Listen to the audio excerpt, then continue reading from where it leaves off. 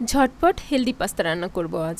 Healthy পাস্তার জন্য প্রথমে পানি ফুটিয়ে লবণ তেল দিয়ে পাস্তা সেদ্ধ করে পানি ঝরিয়ে এরপর একটা কড়াই গরম করে 1 চামচ পরিমাণ বাটার ও 1 চামচ সয়াবিন তেল দিয়ে তাতে রসুন কুচি দিয়ে নেড়ে আদা কুচি দিয়ে দিব।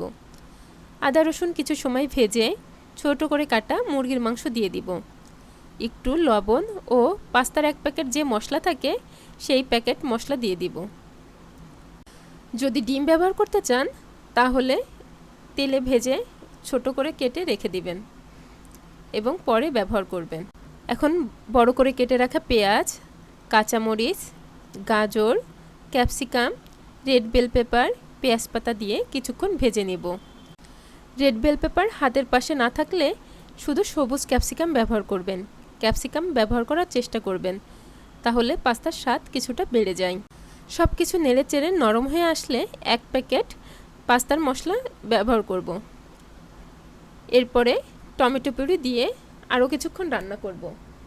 টমেটো পিউরি আমি আগেই করে রেখেছিলাম। 2টা টমেটো, 1 কোয়া রসুন, একটুখানি আদা সেদ্ধ করে নিয়ে ব্লেন্ডারে ব্লেন্ড করে নিয়েছি। এরপর সেদ্ধ করা পাস্তা দিয়ে নেড়ে চেড়ে নিব।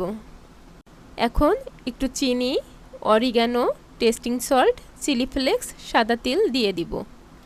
আরও কিছুক্ষণ নেড়ে চেড়ে রান্না করে নিব। তিলে প্রচুর ক্যালসিয়াম থাকে, এটা শরীরের জন্য খুবই উপকারী। এখন কিছুক্ষণ নেড়ে চেড়ে রান্না করে নামিয়ে নিব। ঝটপট পরিবেশন করে নিব। হয়ে গেল হেলদি পাস্তা রান্না। এভাবে রান্না করে খেয়ে দেখবেন এবং কমেন্ট করে জানাবেন কেমন লাগলো।